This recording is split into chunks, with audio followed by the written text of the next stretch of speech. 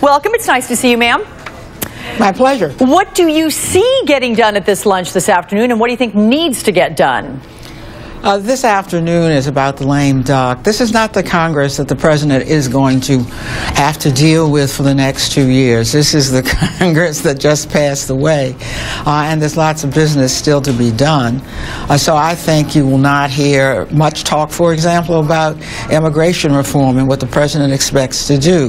When you don't have a budget yet, I think that it will focus on near-end issues like that.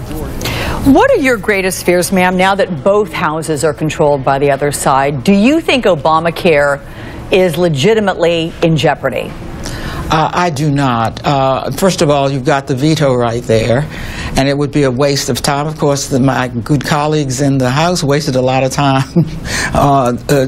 simply overturning Obamacare. How many votes were there? Like 50 or something to repeal? Something like that, yeah, and they pledged to do at least one more for measure.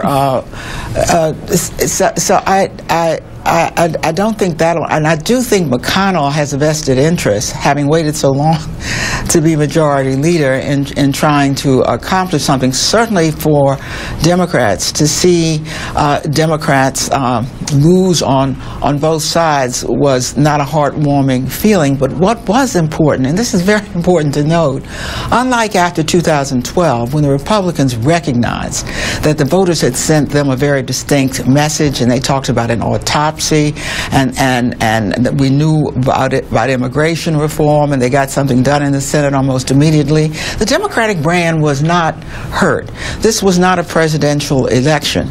The president slipped and said that his issues were on the ballot. Guess what? I'm sorry he slipped, because he gave them an ad to use against them. But his issues were on the ballot, and they were not repudiated. There was no repudiation of equal pay, of minimum wage, of bringing back those, of tax reform, to bring back those funds that are being held overseas, of surface transportation, a bill that would build our bridges and